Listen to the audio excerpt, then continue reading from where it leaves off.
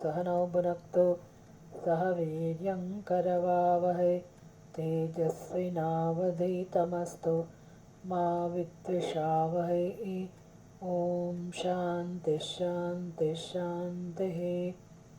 ॐ सदाशिवसमारम्भां शङ्कराचार्यमध्यमाम् अस्मदाचार्यपर्यन्तां वन्दे गुरुपरम्पराम्।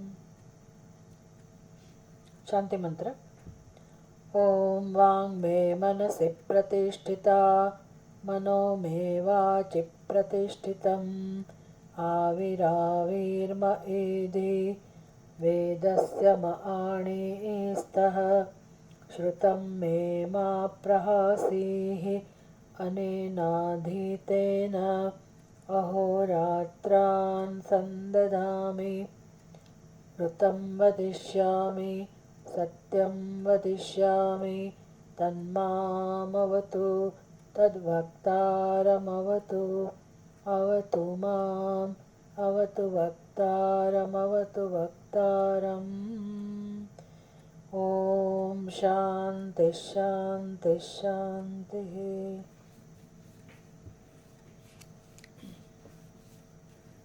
कौशितकी उपनिषद चौथो अध्याय अनुभूति प्रकाश में 9मो अध्याय।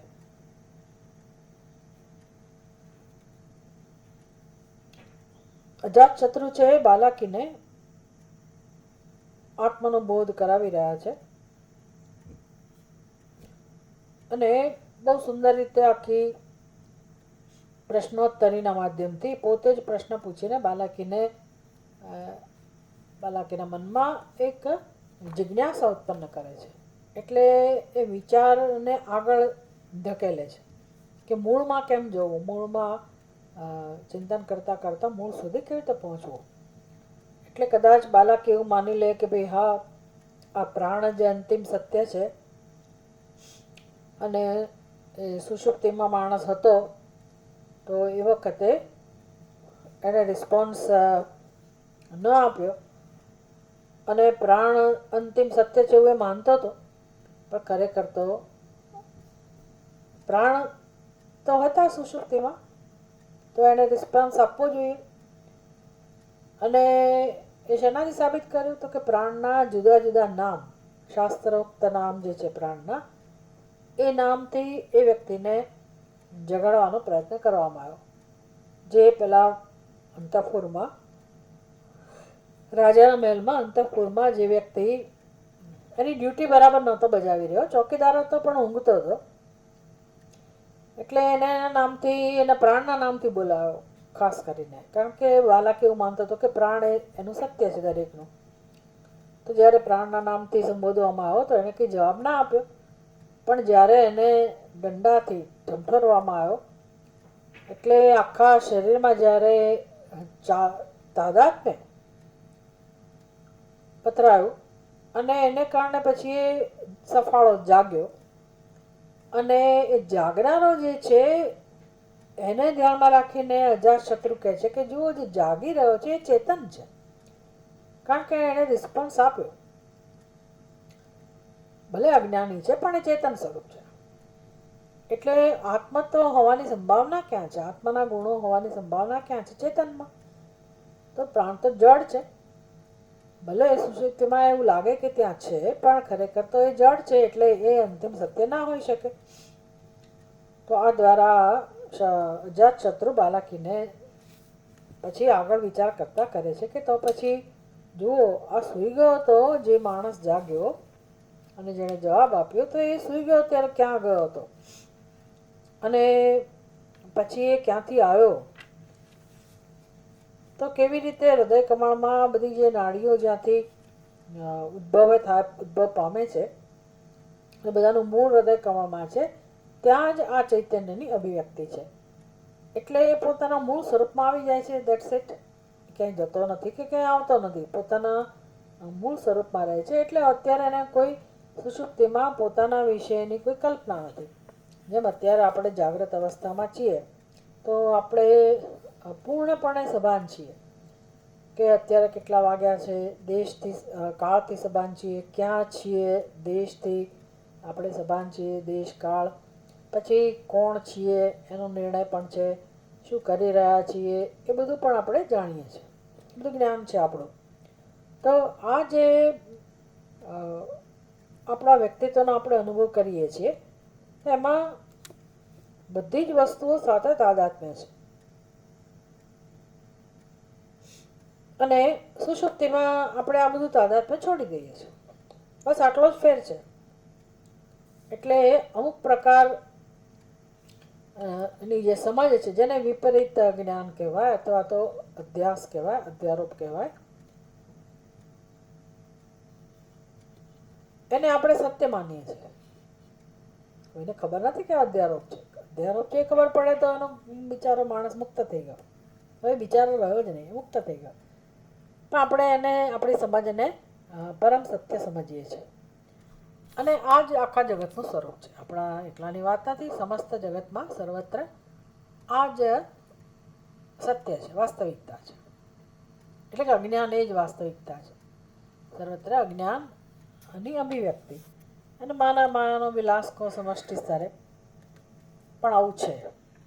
એટલે હવે આ અજ્ઞાનમાંથી જો આપણે જાગી જઈએ, અજ્ઞાન રૂપી નિદ્રામાંથી જાગી જઈએ, પેલો માણસ સુષુપ્તિમાં હતો અને જાગ્યો, પણ એ કંઈ સુષુપ્તિમાંથી જાગ્યો એટલે જાગ્રત અવસ્થામાં છે, પણ છે તો અજ્ઞાન અવસ્થામાં.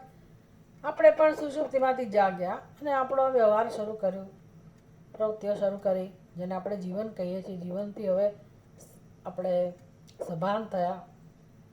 નહીં તો સુષુપ્તિમાં એવી ખબર નથી કે આપણે જીવતા છીએ કે મરેલા, એનું ભાન નથી. એટલે અમેઝિંગ કેવું છે. અને આપણને કંઈ જ એના વિશે વિચાર નથી આવતો કે સુષુપ્તિ એટલે શું કહેવાય અને આપણે આવું કેમ હતું. આપણને આપણા કોઈ ચિંતા નહોતી, જીવતા છીએ કે મરેલા છીએ, કશું જ નહીં. એટલે કેવા નિશ્ચિંત સ્થિતિમાં હતા, પરમ શાંતિનો અનુભવ કરી રહ્યા હતા. તો જાગ્યા પછી વિચાર આવવો જોઈએ ખરેખર તો, કે ભાઈ એવું કશું મને ભાન નથી, છતાં આનંદ હતો. વિચાર કરો. અને અત્યારે આપણે ઝઝૂમીએ છીએ કે ભાઈ હું પેલું ભૂલી ના જાઉં. અમુક વાત કોઈને કરવાની હોય તો એ વાત કરવાનું રહી ના જાય. ક્યાંકથી કશું બુકિંગ કરાવવાનું હોય તો રહી ના જાય, શોપિંગ કરવાનું તો રહી ના જાય, ઘરના કોઈ કામ રહી ના જાય. આમાં હંમેશા આખો દિવસ આનાથી આપણે ચિંતિત હોઈએ. ફલાણું ભૂલી જઈશું તો નુકસાન થશે પેલું. એટલે કેટલી ચિંતા છે આપણને, અને કેવી રીતે આપણે આખો દિવસ પસાર કરીએ છીએ. સુષુપ્તિમાં એવી કંઈ ચિંતા જ નથી કે ભાઈ ભૂલી જઈશું તો શું થશે, અને હું મરી જઈશ તો શું થશે, એવો વિચાર નથી આવતો. સુષુપ્તિમાં આપણી પાસે જેને હું અને મારું કહીએ છીએ, મને કશું જ નથી ને તોય આપણે આરામથી કોઈ ચિંતા વગર સુષુપ્તિમાં પ્રવેશીએ છીએ. એ ભગવાનની વ્યવસ્થા છે. પણ જાગ્યા પછી આપણને વિચાર આવવો જોઈએ કે સુષુપ્તિમાં આ કંઈ જે બધું બની રહ્યું છે તો એમાંથી મને દુઃખ થવું જોઈએ ને, કારણ કે હું મિસ કરું છું સુષુપ્તિમાં. ઘણીવાર ઘણા લોકો કંઈક પ્રસંગ માણતા હોય અને આપણે થાકી ગયા, ઊંઘી ગયા હોય તો પછી આપણને એમ થાય કે જો આપણે તો મિસ કર્યું. એ આખી જુદી વાત છે. પણ સામાન્ય જીવનમાં આપણે જાગીને એવું નથી કહેતા કે આ ઊંઘમાં આપણે ગુમાવ્યું. અને બધાને સુષુપ્તિ માટે પ્રેમ છે. તો આ કઈ વસ્તુ છે જાણવું જોઈએ. સુષુપ્તિમાં મારું કે હું કંઈ નથી, તોય કોઈ ચિંતા નથી, અસ્તિત્વની ચિંતા પણ નથી, અને આનંદ છે ઉપરથી. તો જાગ્રત અવસ્થામાં એવું શું થાય છે કે જેથી બધી શાંતિ જતી રહે છે, અને પાછું આપણે એ શાંતિને મેળવવા પાછી ભાગાભાગ કરીએ છીએ. પ્રવૃત્તિ તો આપણી એના માટે જ છે કે સુષુપ્તિમાં જે સુખ શાંતિનો અનુભવ થયો હતો એ જાગ્રતમાં વળી પાછું આપણે એ અનુભવ માટે જાત જાતની પ્રવૃત્તિ કરીએ છીએ, પણ સફળતા મળતી નથી. એટલે બસ આ જીવનની મૂળભૂત સમસ્યા છે. એટલે અજાતશત્રુ ચિંતન કરતા શીખવાડે છે કે કેવી રીતે સુષુપ્તિમાં શું પરિસ્થિતિ હોય છે. તો કે આ જે ચૈતન્ય જે અત્યારે જાગેલો છે, એ પોતાને જાગૃત સમજે છે, એ પોતે પોતાના મૂળ સ્વરૂપમાં, મૂળ સ્થિતિમાં આવી જાય છે. મૂળ સ્થિતિ એટલે શું? આમ તો એ સર્વવ્યાપક છે, વળી એને મૂળ સ્થિતિ એવું હોય જ નહીં. એ પોતાના સ્વરૂપમાંથી ક્યારેય એ ચ્યુત થયો જ નથી. અને તો પછી મૂળ સ્થિતિમાં આવવું એટલે ખરેખર તો શું? તો કે હવે જ્યાં કોઈ અધ્યારોપ નથી પોતાના સ્વરૂપ ઉપર, જે છે તો સર્વત્ર, પણ એની અભિવ્યક્તિ આપણા હૃદયમાં થાય છે. તો જ્યાં અભિવ્યક્તિ થાય છે, બસ એ અભિવ્યક્તિ ના રૂપે જ અવસ્થિત રહે છે. એટલે પોતાના પૂર્ણ સ્વરૂપમાં તો છે જ, સર્વવ્યાપક સ્વરૂપમાં તો છે જ, પણ બુદ્ધિમાં જ્ઞાન નથી. એટલે એ સ્વરૂપ તો છે જ અને છે જ. અજ્ઞાની માટે એનું સત્ય તો આ જ છે. જ્ઞાની જાણે છે અને અજ્ઞાની નથી જાણતો, એટલું જ. પણ સત્ય તો એનું એ જ છે. પણ એની બુદ્ધિમાં જે નિશ્ચય છે ને, એ નિશ્ચય એવો ને એવો જ રહે છે. એટલે કે હું બ્રહ્મ છું એ તો નથી જ જાણતો, એ તો એ અજ્ઞાન આમનામ જ રહે છે. અને હું કોણ છું? એ જે ભ્રમ છે, એ ભ્રમ પણ છે, પણ અવ્યક્ત સ્વરૂપમાં છે. પછી એ જાગે છે એટલે વળી એ ભ્રમ જાણે કે જાગૃત થાય છે. અને એના એ નિર્ણય સાથે જાગે છે કે હું શરીર છું, એ નિર્ણય સાથે. એટલે સુષુપ્તિમાં એ ભ્રમ કંઈ જઈ ના શકે, સ્વાભાવિક છે. ઊંઘવાથી કંઈ અજ્ઞાન જઈ ના શકે. પણ તમને જ્ઞાન સ્વરૂપ આત્માનો લાભ તો જરૂર મળે છે. તો આનાથી પણ માણસ ચિંતન કરી શકે. અને અજાતશત્રુએ આ બધી વસ્તુઓ આપણને કહી કે કેવી રીતે હૃદય સંકોચમ આપનોતિ સા સુષુપ્તિ તીર્યતે નાડી મૂલાની હૃત્પદ્મે પુરી તદ્વેષ્ટિતે અવસન. પુરીતન નામની જે નાડી છે, એમાં વીંટળાયેલ હૃદય કમળમાં મધ્યે જ્યાં બધી નાડીના મૂળ રહેલા છે, ત્યાં આ બધી વૃત્તિઓ સંકોચ પામે છે. એટલે કે જીવત તો જાણે કે સંકોચ પામે છે. હું કોણ છું, ક્યાં છું, એ બધો વિસ્તાર એનો હવે ત્યાં નથી રહેતો. શરીરમાં અહંભાવ નથી રહેતો. અને શરીર તો પોતાનું કામ કરવાનું ચાલુ રાખે છે, કારણ કે એને કે આપણા અહંકાર સાથે લેવા દેવા નથી. શરીર તો ઈશ્વરનું સર્જન છે ને, એટલે એની પ્રક્રિયાઓ જે શરીરના અસ્તિત્વ માટે, શરીરના જીવન માટે જે કંઈ જરૂર છે, એ બધું ઈશ્વરના હાથમાં છે ને, એટલે એ તો ચાલુ જ રહે છે. નહીં તો વિચાર કરો, આપણા હાથમાં હોય તો આપણે ઊંઘી જઈએ તો આ શરીર ચલાવે કોણ? શ્વાસોશ્વાસ લેવાનો આપણા હાથમાં હોય, પ્રાણનું નિયંત્રણ, પ્રાણ ઉપર આપણું કંઈક આધિપત્ય હોય તો મુશ્કેલી થઈ જાય.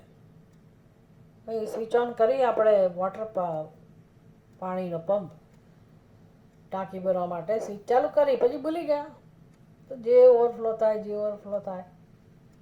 અથવા તો ચાલુ કરવાનું જ યાદ ના આવે તો પાણી વગર ના રહી જાય. એટલે બધાને આવો અનુભવ છે કે આપણા ઉપર જે જવાબદારી હોય એમાં કંઈ ઠેકાણું હોતું નથી. તો સારું છે જો શ્વાસ લેવાનું આપણા હાથમાં આપ્યું હોત તો આપણું જીવન શું હોત.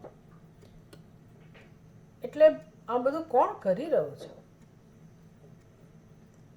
દોરી સંચાર કોના હાથમાં છે? આ બધું આપણે રોજ વિચારવાનું હોય. ખરેખર તો ભાઈ મારા પ્રાણ કોઈ ચલાવી રહ્યું છે. તો એ જે ચલાવી રહ્યું છે, ઊંઘી જાઓ ત્યારે પણ ચલાવે છે, રાત દિવસ એ કામ કરે છે. એટલે કેટલી સરસ વસ્તુ છે ને. આપણે થોડાક આપણા અહંકારમાંથી નીચે ઉતરીએ. જે આમ ફૂલેલો ફાલેલો અહંકાર છે, ફાટ થતો હોય. જાગ્યા પછી હું કોણ છું ને ક્યાં છું ને કેવો છું ને કેવો મહાન છું ને કેટલી સિદ્ધિ પ્રાપ્ત કરી છે ને, અથવા તો રડારોળ કરતો હોય, જે કંઈ હોય, બંને એના વિચિત્ર અભિવ્યક્તિ જ છે અહંકારની. બેમાંથી એકેય જ નથી. કાં તો ગુરુતા ગ્રંથિથી માણસ પીડાતો હોય કે લઘુતા ગ્રંથિથી પીડાતો હોય. બંને સંસારનું લક્ષણ છે. એટલે જ્યારે આ બધું સમજીએ કે હા પ્રાણ મારું સત્ય છે, તો પછી મારા અહંકારને એનું સ્થાન સમજાય કે મારે બહુ એવી પોતાની જાતને મહાન પ્રગટ કરવાની જરૂર નથી. એ જગ્યાએ પોતાની જાતને સાબિત કરવાની જરૂર નથી કે હું કંઈક છું. અને હું નમ્ર બનું અને એ પ્રાણના શરણે જઈએ આપણે, પછી પ્રાણ ચલાવનારના શરણે જઈએ. એટલે પ્રાણ એટલે તો આખા જગતનું સંચાલન કરે છે, નથી કે મારા એકલા શરીરનું, મારી ઉપાધિનું સંચાલન કરતા હોય. આમ સરસ રીતે એ પ્રાણની ઉપાસના, પ્રાણનું દર્શન, પ્રાણનું મહત્ત્વ અને આખા જગતના જે પ્રાણ છે એ હિરણ્યગર્ભ, આમ કેટલું સરસ સત્ય આપણી આજુબાજુ પથરાયેલું છે, ત્યાં આપણું ધ્યાન જાય. તો આપણા પ્રશ્નોની ક્યાં ચિંતા છે? આપણે આપણા પ્રશ્નોને વળગેલા છીએ અને એ રિપીટ થયા કરે છે અંદર, અને આપણે દુઃખી થયા કરીએ છીએ. એટલે આ ચિંતન સિવાય, સત્યના ચિંતન સિવાય સંસારમાંથી મુક્ત થવાનો કોઈ રસ્તો જ નથી, કોઈ ઉપાય જ નથી. યાની તેષુ પ્રવિશ્ય અંતર્લીયતે પરમાત્મની, પરમાત્મા સ્વતઃપૂર્ણ સચ્ચિદાનંદ લક્ષણ. આમ જીવાત્મા દરરોજ પરમાત્માને મળે છે. દરરોજ દરેક જીવ, સૃષ્ટિનો દરેક જીવ પોતાના અંતિમ સત્ય અધિષ્ઠાન આત્માને, પરમાત્માને મળે છે. ક્યારે? સુષુપ્તિમાં.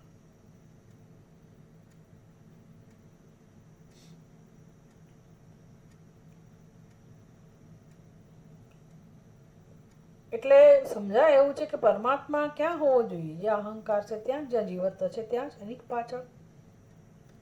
અને સુષુપ્તિમાં જીવાત્મા પરમાત્મામાં પોતાના સ્વરૂપમાં લીન થઈ જાય છે. તો એનું વર્ણન પણ કર્યું 29મા શ્લોકમાં કે પરમાત્માનું સ્વરૂપ કેવું છે. જો આ હૃદય કમળની વાત કરી, જ્યાં બધી નાડીઓ રહેલી છે, એ નાડીઓમાં પ્રવેશીને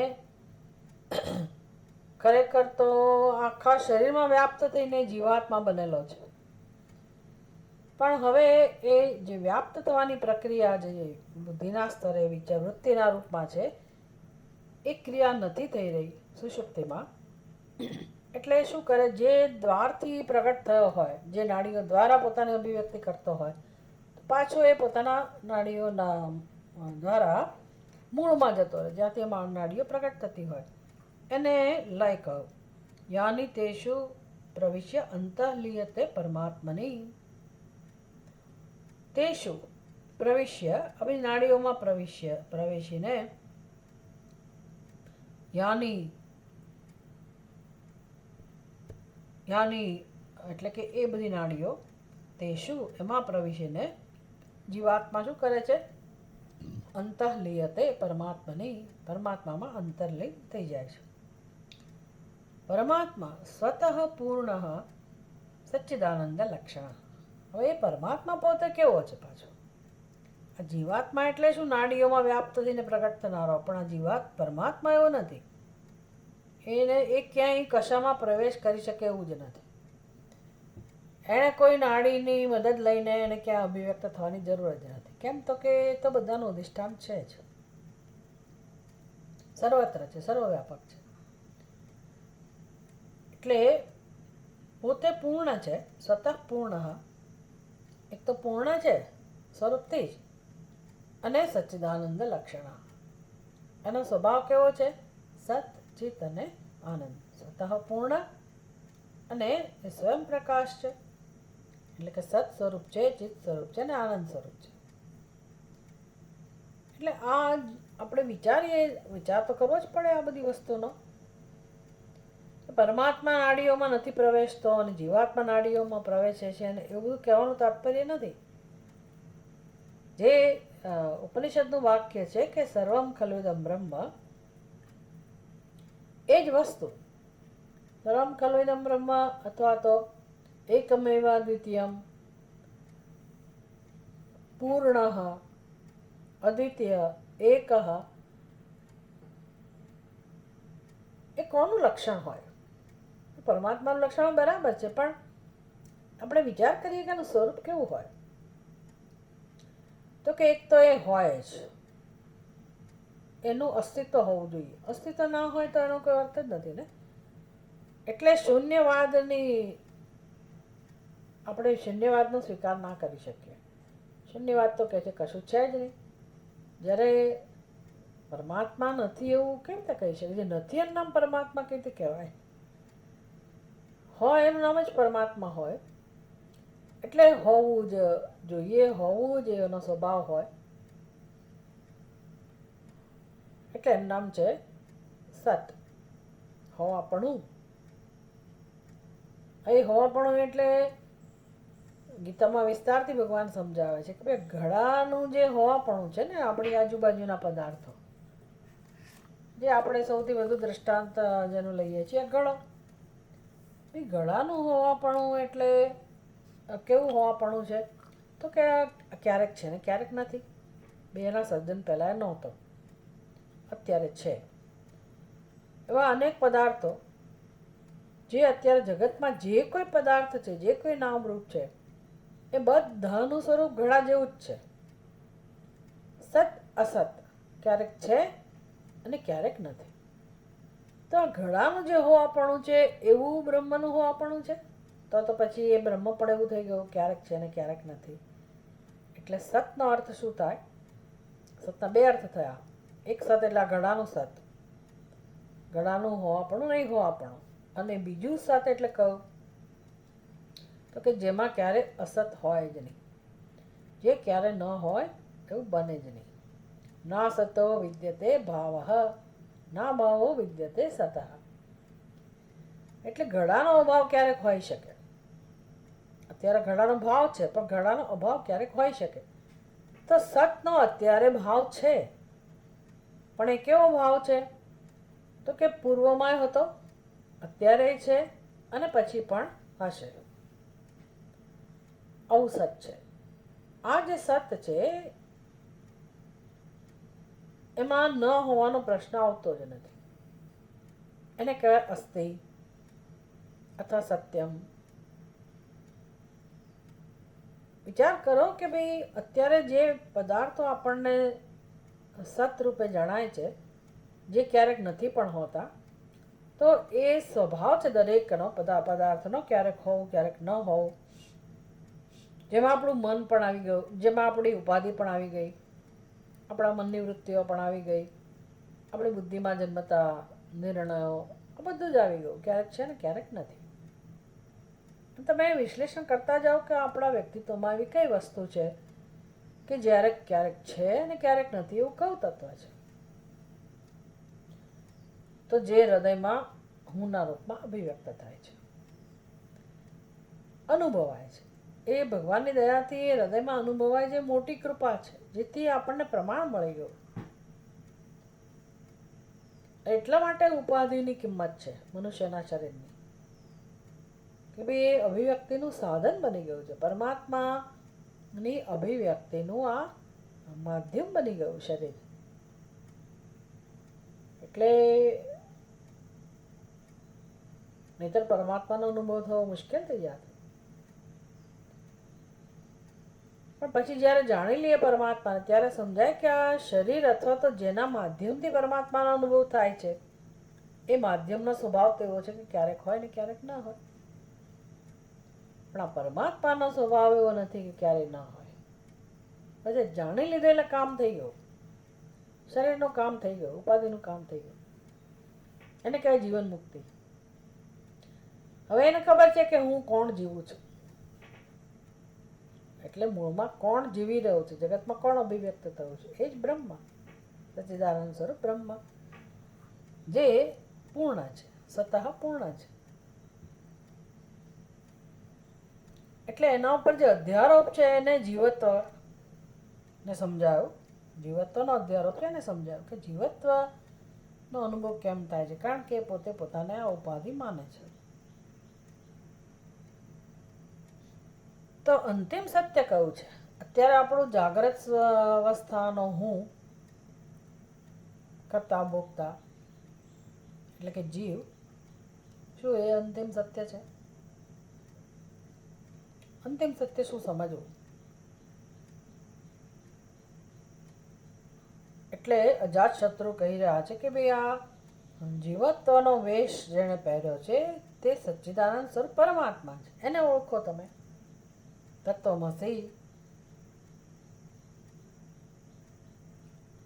નહીં કે પ્રાણ, નહીં કે જીવ અંતિમ સત્ય છે. બાલાકી એવું સમજ્યો છે કે આ જીવત્વ અંતિમ સત્ય છે. પહેલા પ્રાણ સત્ય જેવું માનતો હતો, પછી એ જીવત્વ સુધી પહોંચ્યો. એને કંઈ પ્રશ્ન જન્મ્યો નહીં એટલે અજાતશત્રુએ પોતે જ વળી પાછો પ્રશ્ન જન્માવ્યો એની બુદ્ધિમાં કે જે જીવ જાગ્યો એ ક્યાં હતો. એટલે આપણે સમજવાનું છે, ભૂતની જેમ આપણે ભમ્યા કરીએ છીએ સૃષ્ટિમાં, માથા પછાડ્યા કરીએ છીએ, ક્યારેક ખુશી ક્યારેક દુઃખી, હાય હાય હોય હોય, અરે રે. આ બધું જે ચાલી રહ્યું છે આપણી અંદર, ભૂત જેવી સ્થિતિ છે આપણી, ભટકી રહ્યા છે. એટલે આ કોણ છે ખરેખર? એ આપણું સત્ય નથી. જાગવું, ઉઠવું, હાલવું ચાલવું, કરતા ભોગતા, એ કે આપણું સત્ય નથી. એને સત્ય માનીએ છીએ એટલે આપણી આ વળગાડ જેવી સ્થિતિ છે, ભૂત જેવી સ્થિતિ છે. દુઃખી થયા કરીએ છીએ, માથા પછાડ્યા કરીએ છીએ, રખડ્યા કરીએ છીએ. રખડ્યા કરી એટલે કેવી રીતે? ભલે તમે ઘરમાં બેઠા હો પણ મનથી બધા વિચારો આપણને જે ગોળ ગોળ ગોળ ગોળ ફેરવે, તો એ તો એમનામ તો ઈશ્વર સૃષ્ટિ. સમુદ્રની અંદર તરંગો ઉથલ પાથલ કર્યા જ કરતી હોય, શાંત ના હોય. પણ એનાથી જળને શું ફેર પડે છે? તરંગ પોતે માની લે કે ભાઈ હું જળ જ છું, પછી એની સ્થિતિ ગમે તે હોય. એટલે તરંગપણું ક્યારેય કોઈ કાળે સત્ય છે જ નહીં. એમ જીવપણું ક્યારેય કોઈ કાળે સત્ય છે જ નહીં. જે છે તો પૂર્ણ બ્રહ્મ પરમાત્મા છે. બસ આની ઉપાસના કરવાની છે, આની સાધના કરવાની છે જીવનમાં, કે મારું સત્ય આ છે. તો હવે પરમાત્મા પોતે છે એ જ હોવો જોઈએ તો નક્કી થઈ ગયું. જીવના રૂપમાં બીજું કોણ હોય? પરમાત્મા જ હોવો જોઈએ. સોહંકાર પરિચ્છિન્ન જીવત્વારોપવાન ભવેત અજ્ઞાન કાર્યોહંકાર અવસ્થિત ફલભુક્તએ.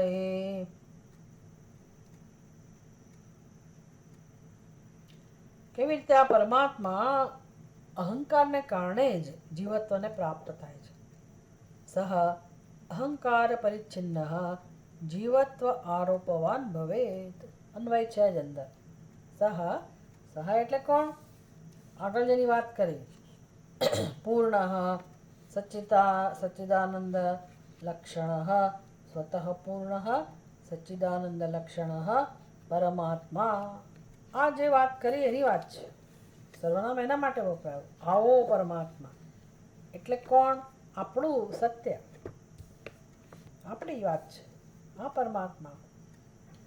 હવે કેવો બની ગયો? અહંકાર પરિચ્છિન્ન સૈવ જીવ. વર્ણન જોયું ને આપણે મંત્ર કેવલ્ય ઉપનિષદની અંદર. સહૈવ જીવ,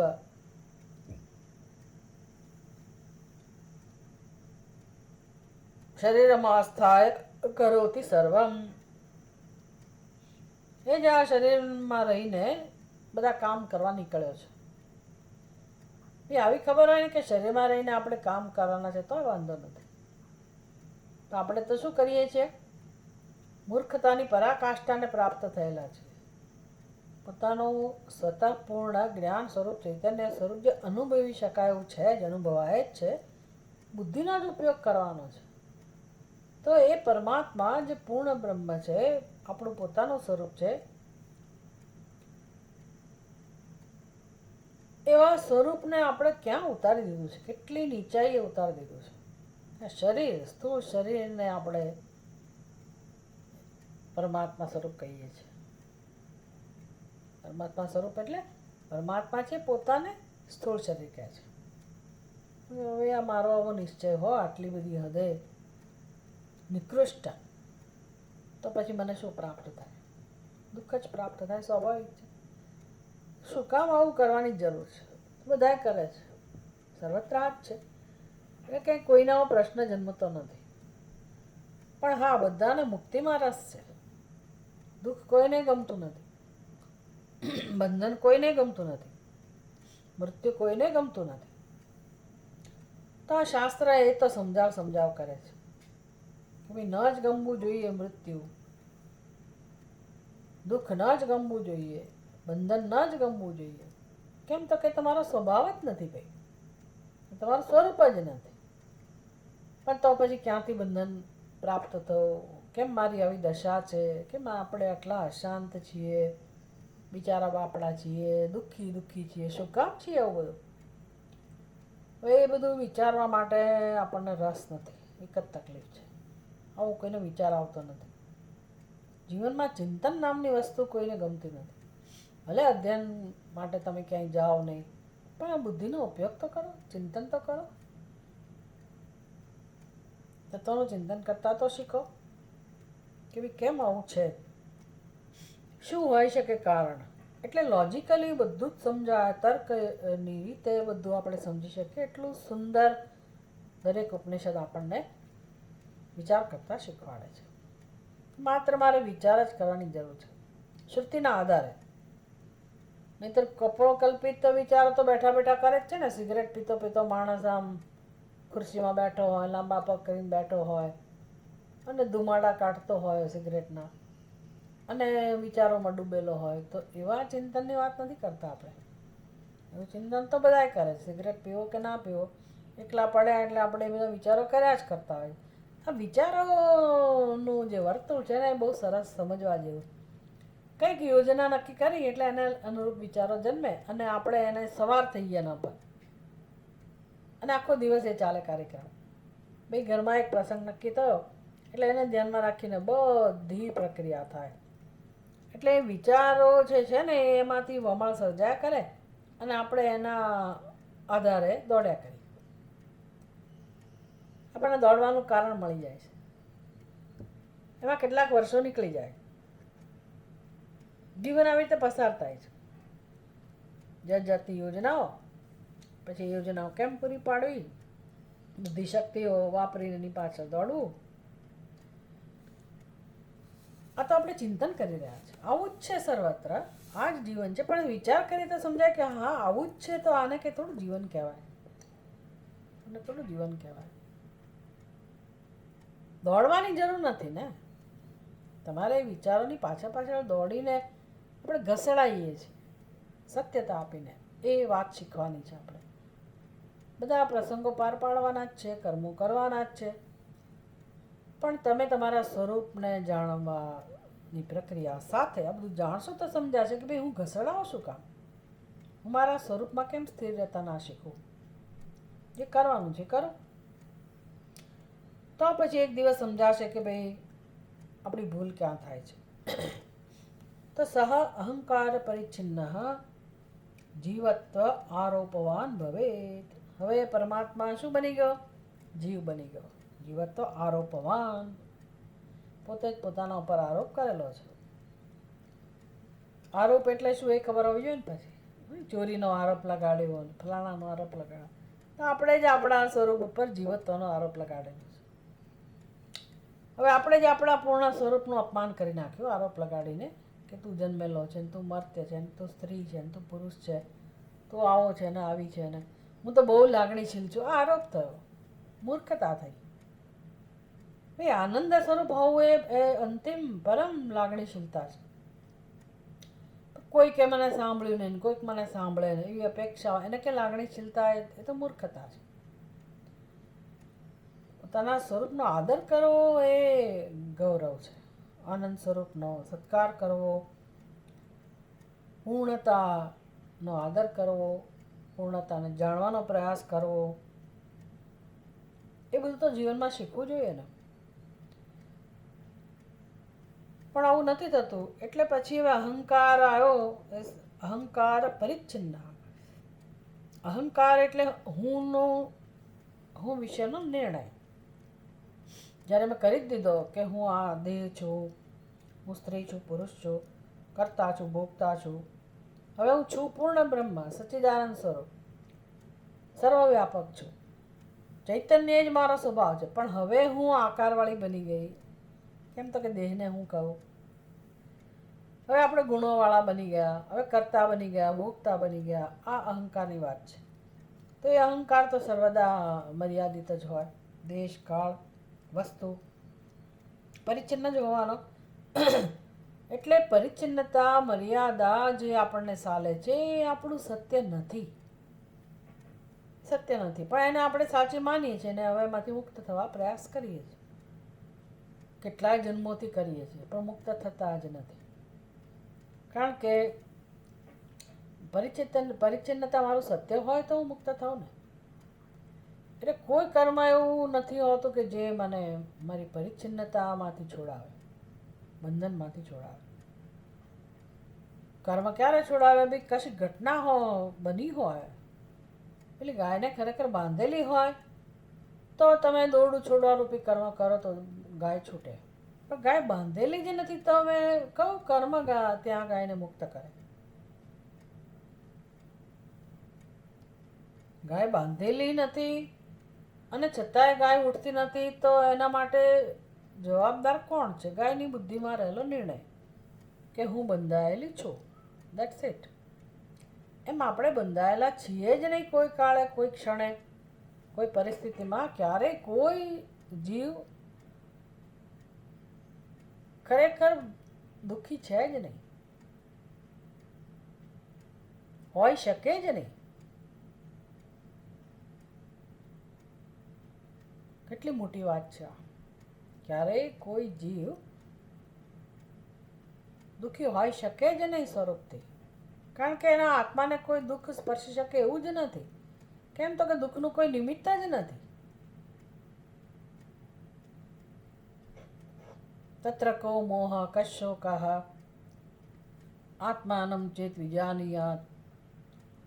તો આત્માના સ્વરૂપને જો જાણી લે તો પછી કોઈ દુઃખ રહેતું જ નથી. તો એનો અર્થ શું થયો? દુઃખ છે એનું કારણ શું છે? હું મારા આત્મ સ્વરૂપને નથી જાણતી.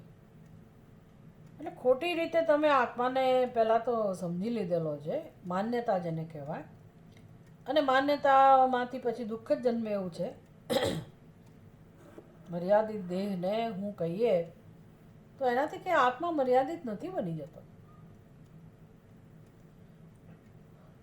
આપણે પોતાને દુઃખી સમજીએ એટલે કે આત્માને દુઃખ નથી જ સ્પર્શતું ને.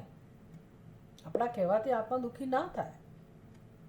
આત્માનો જન્મ નથી થતો, મૃત્યુ નથી થતું, કશાનો સંગ નથી. અને પાછું એનું એ પોતે તો અસંગ છે એ તો ખરું ને ખરું, પણ એને કોનો સંગ લાગે? એનાથી ભિન્ન કોઈ છે જ નહીં તો એને કોનો સંગ લાગે? આ બહુ મહત્વનું દર્શન છે. પૂર્ણતા, સ્વતઃપૂર્ણ અને અદ્વિતીય. એના સિવાય કોઈ જો હોય તો ચોક્કસ કદાચ ક્યારેક પ્રભાવિત થાય કે ભાઈ આત્માની સત્તા કામ નથી કરતી અને એનાથી એ મહાન સત્તા કોઈ હોય શક્તિશાળી, એ આત્માને પ્રભાવિત કરે એવું બને. પણ એવું પણ નથી. એટલે કોઈ સંભાવના જ નથી.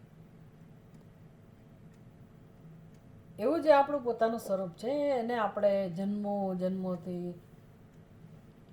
એની દશા એવી કરી નાખી છે.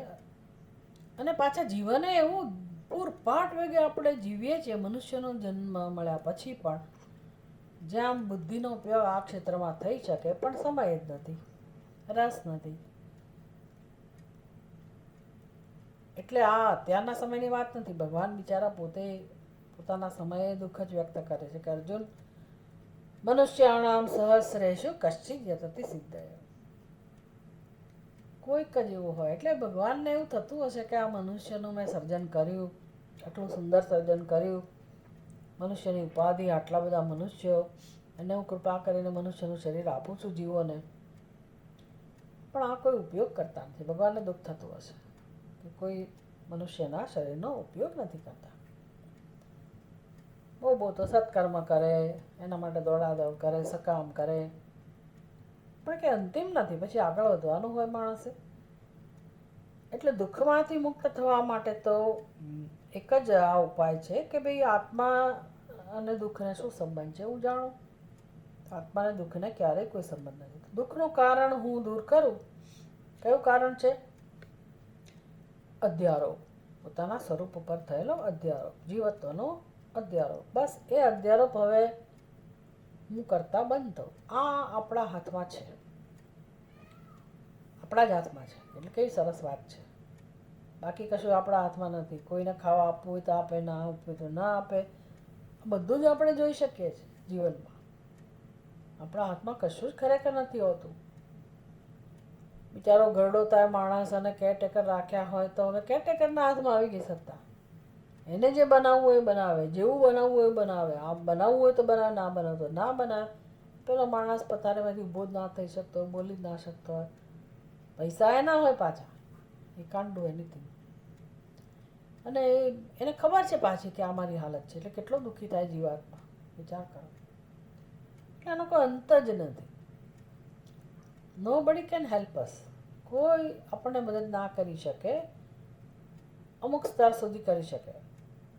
પણ આ નિર્ણય મારા વિશેનો જે છે, અધ્યારોપ છે, સમજવું. અને હવે આ જે જન્મો જન્મોનું આ કાર્ય બુદ્ધિમાં ચાલી રહ્યું છે, એ ક્ષેત્રમાં કામ કરું મારા હાથમાં છે. અને ક્યારે થાય બધાને સમજદાર માણસને ખબર જ હોય કે ક્યારે કરવાનું હોય. મદદ જોઈએ એના માટે. શાસ્ત્રના અધ્યયનની મદદ જોઈએ, ગુરુની મદદ જોઈએ, એની મદદ જોઈએ. પણ એના માટે જીવન છે ખરેખર તો. એટલે જીવનના અંત સમયે આ બધું કરવાનો કોઈ મિનિંગ જ નથી ને. એ તો આપણે ના છૂટકે હવે શું કરીએ, જાગ્યા ત્યાંથી સવાર કહીને બિચારા લોકોને સાંત્વના આપીએ. પણ જેટલું વહેલું જાગે માણસ, સ્વસ્થ છે ત્યાં જ આ બધું કામ કરે. અને સૌથી સારી વસ્તુ એ છે કે આ કામ કરતાં કરતાં કોઈનો સંસાર છૂટતો નથી. કંઈ સંસાર છૂટી ના જાય. તમને ખાવા પીવાનું ના મળે એવું ના બને. તમારા સંબંધીઓ તમારાથી છૂટીને જતા રહે એવું ના બને. ભાઈ હા, એને એટલી ખબર પડે કે ભાઈ આ સમયે આ વ્યક્તિ નહીં હોય, તો ઉપરથી એને એમ થાય કે આ એવું કેવું મહાન કામ લઈને બેઠા છે કે ભાઈ અમારા વ્યવહારને મહત્વ નથી આપતા. એવી ઈર્ષા જન્મે એને, અથવા તો અંદર કુતૂહલ જન્મે. એમ કરતાં કરતાં એ કદાચ આ રસ્તા આવે એવું બને. પણ આપણા હાથમાં છે. જીવત્વના આરોપમાંથી આપણી જાતને છોડાવી આપણા હાથમાં છે. અજ્ઞાન કાર્ય હિ અહંકાર અવસ્થિત અવાસ્થિત ફલમુક્તયે. અજ્ઞાન કાર્ય અહંકાર ફલભુક્તયે અવસ્થિત અવાસ્થિત.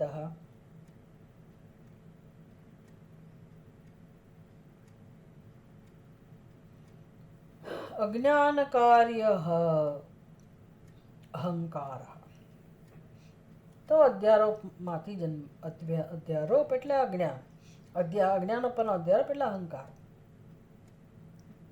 અજ્ઞાનમાંથી જન્મેલું કાર્ય. કયું અજ્ઞાન? પોતાના પૂર્ણ સ્વરૂપને ન જાણો, એમાંથી કાર્ય જન્મ્યું. એ કયું? અહંકાર. એટલે હવે એ અહંકાર શું બને? ભોગ ભોગવવાનું સાધન બને. અને એ શું કરે છે? તો કે જાગ્રતમાં અને સ્વપ્નમાં આપણી પાસે આ કામ કરાવે છે. ભોગ ભોગવવાનું કામ કરાવે છે. ફલભુક્ત એ અહંકાર જન્મ્યો છે એના માટે.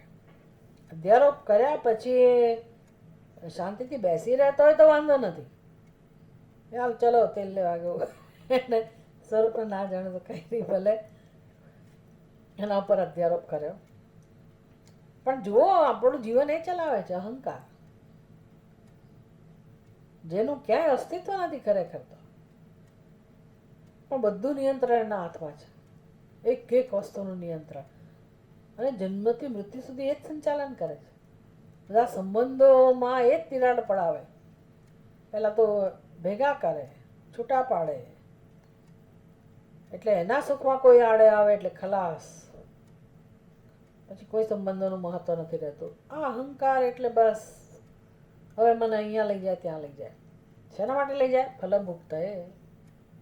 કારણ કે અધૂરો છે ને, ભૂખ્યો છે, દુઃખી છે, અને એની કામના છે કે મારે સુખ જોઈએ છે. અને એ કામના હોવાની જ સુખ જોઈએ છે, કામના હોવાની, મહાન બનવાની કામના હોવાની જ અંદર. કેમ તો કે એ મહાનતા આપણું સત્ય છે ને અહંકાર એની આડે આવે છે. એટલે પછી અહંકાર દ્વારા એ પૂર્ણતાની ઝંખના, સુખની ઝંખના આપણી અંદર અભિવ્યક્ત થાય છે. અને અંદર અજ્ઞાન તો છે જ, એટલે સુખ વગર ચાલે એવું નથી. એટલે સુખનો અનુભવ ક્યાં કરવો તો કે બહાર. એટલે આપણને ભોગવવા માટે મળેલો છે અહંકાર, અને ભોગવે છે બિચારો. ભોગવવા માટે કર્મ કરે છે. ભાઈ આ કર્મ કરવું જ પડશે, ના ચાલે. કેમ તો કે મારે ભોગવવું છે. એટલે કોઈ ના કહેતોય માણસ કર્મ કરવાનો, એટલે કરતા બને. એ ભોગવવાનું, ફળ ભોગવવાનું સાધન છે. કર્મ કરીને પછી ફળ કોણ ભોગવે? પોતે જ. બસ આટલો જ સંસાર છે. વિચાર કરો, સંસારનું સ્વરૂપ આવું જ છે. મૂળમાં અહંકાર બેઠેલો છે. જન્મો જન્મોથી આપણને આવી રીતે રખડાવે છે, ભોગ ભોગવડાવે છે. એ પ્રક્રિયામાં આપણો અંત આવતો જ નથી, મુક્તિ પ્રાપ્ત થતી જ નથી. જન્મ મૃત્યુ, સુખ દુઃખ કેવું ચાલી રહ્યું છે. અને એક પછી એક નવા જન્મો લીધા જ કરીએ છીએ, કોઈક ને કોઈક શરીરમાં રહીને. અને જોવાનું હોય છે કે કરીએ છીએ શું. પશુ પક્ષીઓ શું કરે છે? બધા જે શરીરમાં જ્યાં જ્યાં અસ્તિત્વ છે, જીવન છે, જીવ સૃષ્ટિ છે, બધા જીવો તમે જુઓ કરે છે શું? ભોગ ભોગવે છે બિચારા. ભોગવા સિવાય કશું કરતા નથી. એટલે એના મૂળમાં કોણ છે તો કે અહંકાર. પછી જે શરીર મળે એને હું કહે. અને રહીને જન્મ્યા પછી કાર્યક્રમ એક જ હોય, ભોગવવું છે એના માટે કર્મ કરો. પછી કર્મનું ફળ જે મળે તે, કાં તો સુખ મળે તો સુખ ભોગવો, દુઃખ મળે તો દુઃખ ભોગવો. આખી જિંદગી ચાલે. એટલે વિચાર કરીએ તો સમજાય કે ઓહો, આટલો મસ્ત જ સંસાર છે. અને આપણે તો કેવા પડી ભાંગેલા છીએ, કેવા દટાયેલા છીએ, અને કેવા દુઃખથી આખો વ્યાકુળ થઈ જઈએ છીએ. કોઈને દુઃખની વૃત્તિ સહન કરવી ગમતી નથી, દુઃખ સહન કરવું ગમતું નથી. પણ એ જતું જ નથી. આટલો સત્સંગ કરવા છતાં નથી જતું, એ તકલીફ છે. ભાઈ ના જાય, નહીં જાય. એટલે વિચાર કરો કે કોનો પ્રભાવ વધારે છે. હા, જન્મનું દુઃખ હોય તો ઠીક છે, જતું રહે. જન્મનું દુઃખ છે એટલે તો પછી સત્સંગ કરવાનું છોડી દેવાનું ને. શું કામ આપણે મહેનત કરે? ભાઈ દવા એક જ છે, કરશો શું? ભલે સત્સંગથી જલ્દી દુઃખ ના જાય, પણ દવા તો આ જ છે. આ સિવાય બીજી કોઈ દવા હોય, શોર્ટકટ હોય, કોઈ શોધખોળ થઈ હોય, કે શોધખોળ થઈ શકે એવી સંભાવના હોય, આવું કશું નથી. અજ્ઞાન એટલે અજ્ઞાન, અજ્ઞાન જ્ઞાનથી જ જાય. જ્ઞાન એટલે આત્માવારે દ્રષ્ટવ્ય, શ્રોતવ્ય, મંતવ્ય. એટલે આ નિશ્ચય બુદ્ધિમાં થવો જોઈએ ને કે ભાઈ અમારે જીવનમાં એક જ કામ કરવાનું છે, અજ્ઞાનને દૂર કરવાનું છે. અને અજ્ઞાન આજકાલનું નથી. કોઈ એમ કે આઈ એમ ઓકે, અમને કંઈ જરૂર લાગતી જ નથી. કોઈ ઓકે હોય જ નહીં. જન્મ્યા શું કામ ભાઈ? ભોગ ભોગવવા તો જન્મ્યા પછી લગ્ન તો કર્યા જ, પૈસા તો કમાવ જ છો, એ તો બધું કરો જ છો. તમે એવું ખાલી શબ્દોથી કીધા કરો કાયમ ઓકે, અને બસ હું તો આનંદથી મારી પ્રવૃત્તિઓ કરું છું. કોઈ આનંદથી પ્રવૃત્તિ કરતું નથી. સુખ માટે જ બધા પ્રવૃત્તિ કરતા હોય છે. હવે આત્મા પોતે જ આનંદ સ્વરૂપ છે. કશું કર્યા વગર એને આનંદની અનુભૂતિ થતી તો બરાબર છે. તો પૂર્ણ. હું તો જન્મ્યા જ શું કામ? જન્મ લેવાની જરૂર જ ક્યાં રહી? એટલે અંદર જે દુઃખ છે એ આપણને અત્યારે પુણ્યને કારણે કદાચ ન અનુભવાતું હોય, એવું બને. સપાટી ઉપર ના આવતું હોય, અને એવું લાગે કે આમ ઓકે. પણ એ ઓકે એટલે શું? ઓકે એટલે શું? તું કોણ છે એનું તને ભાન નથી.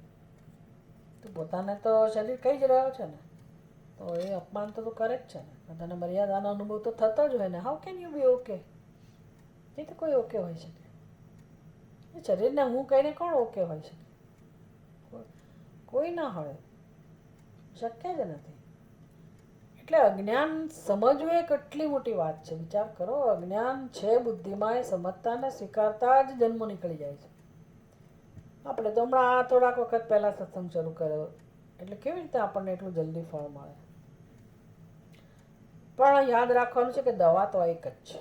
કમળો થયો હોય ને વૈદ્ય એને પેલી સાકર આપે મોઢામાં ચગાડવા, સાકર એને કડવી જ લાગવાની છે. એને એમ લાગે કે આ સાકરથી કંઈ મને ફેર પડતો નથી, પણ ભાઈ અત્યારે ફેર નહીં પડે. ધીરે ધીરે ધીરે ઉપાય એક જ છે, રસાયણ. તું સાકર લેવાનું ચાલુ રાખ. તો એમ કરતાં કરતાં બધી કડવાશ નીકળી જશે અને પછી સાકરનો અનુભવ તને થશે. એમાં સત્સંગ કરતાં કરતાં સત્સંગ કરવાથી કયું કામ થાય છે? બધી હૃદયની અંદર મલિનતા છે ને, બુદ્ધિમાં કાલુષ્ય, રાગ, દ્વેષ, હું, મારું, એ સિવાય કેટલા બધા આંતરિક શત્રુઓ, ખોટા સંસ્કારો, આ બધું કાલુષ્ય જે છે ને એ અંદર પછી બહુ ત્રાસ કરતું હોય છે માણસને. એટલે માંડુક્ય કારિકાની અંદર તો બહુ સુંદર રીતે સમજાવે છે ગૌડપાદાચાર્યજી કે ભાઈ આ તમે વર્ષો સુધી સત્સંગ કરો તો સત્સંગ તો અમૃત છે, પણ પછી અંદર જે આ કલુષતા છે, કાલુષ્ય છે, એને બહાર તો નીકળવું પડે ને. એટલે એ બધું સફાઈ થતી હોય એમાં હૃદયમાં, આપણા મનમાં, ચિત્તમાં જે બધું દુઃખ ભરેલું હોય જન્મો જન્મનું, અને નિમિત્ત આ જન્મ હોય એમાં ઘટના બની હોય પણ દુઃખ તો અંદર છે જ. એટલે બધું કાલુષ્ય એની વૃત્તિઓ નીકળ્યા જ કરતી હોય. આપણને એમ લાગે કે એનો અંત જ નથી, પણ એને કશાય કહે છે કે પ્રોસેસ થઈ રહી છે, જશે. અને કદાચ એ વૃત્તિ હોય તો આત્મજ્ઞાન જ્યાં છે, જ્યાં આગળ યોગ એના જે પગથિયા છે એનો આધાર લેવાતો હોય, જે વ્યક્તિ પોતે સતત એમાં પ્રયત્નશીલ હોય, તો એની અંદર એવી કેપેસિટી આવે છે કે એ દુઃખના પ્રભાવમાં નથી આવતી. અને જ્ઞાનનો પ્રભાવ વધતો જાય પછી તમે પોતાના સાક્ષી સ્વરૂપ આત્માને જ્યારે સમજો તો એ દુઃખદાયક વૃત્તિના પણ આપણે દ્રષ્ટા છીએ. તો વૃત્તિ ભલે રહી, પણ મારું જ્ઞાન મને દુઃખી ના થવા દે. જ્ઞાનનું આ સામર્થ્ય આપણી અંદર સત્સંગથી આવતું હોય. એટલે નહીં ન બલહીને નહીં આત્મા ઉપલબ્ધ. તો બળ તો લાવવું જ પડશે. બળ તો ક્યાંથી આવે? સત્સંગમાંથી, નિયમિત સત્સંગમાંથી, એક ધારા સત્સંગમાંથી, શ્રદ્ધાપૂર્વક દીર્ઘકાળેન નિરંતરેણ. આ સત્સંગની જે રીત છે એ દ્વારા સત્સંગ કરવાથી ધીરે ધીરે દુઃખ જતું હોય છે. ઓમ પૂર્ણમદ પૂર્ણમિદમ પૂર્ણાત પૂર્ણમુદચ્યતે પૂર્ણસ્ય પૂર્ણમાદાય પૂર્ણમેવાવશિષ્યતે.